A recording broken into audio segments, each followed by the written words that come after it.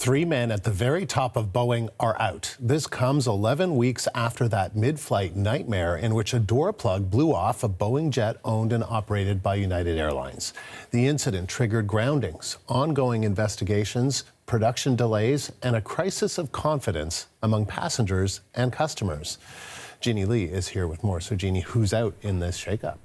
Well, as you say, we're talking about the very top layer of the leadership, and not just one person, but three. And so here they are. Number one, the CEO, Dave Calhoun. He will step down by the end of the year in order to retire, he says.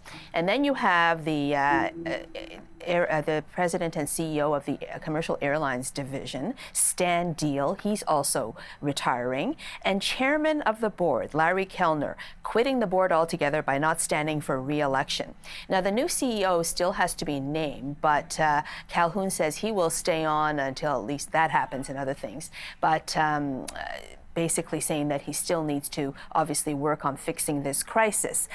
But he denies that any of this has to do with the last 11 weeks under the pressure cooker. Have a look at what he has to say about that in a memo to employees. I've always said to the board, and the board has been very prepared, that I would give them plenty of notice so that they could understand and then plan succession in regular order.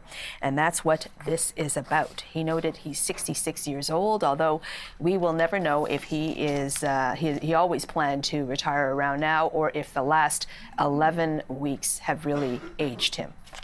And Jeannie, what might have escalated the pressure that led to these departures? Well, one very unusual thing happened last week, and that was the chief executives of various airlines, the customers of Boeing, met with Boeing's board. Not with Calhoun, the CEO, but with the board itself. So that suggested an erosion of confidence and of trust in Calhoun himself. And that wasn't, of course, the only issue. You have the following, for example, ongoing investigations by the FAA, the NTSB, and even the U.S. Justice Department on various facets of this. Production also slowed down while the probes go on.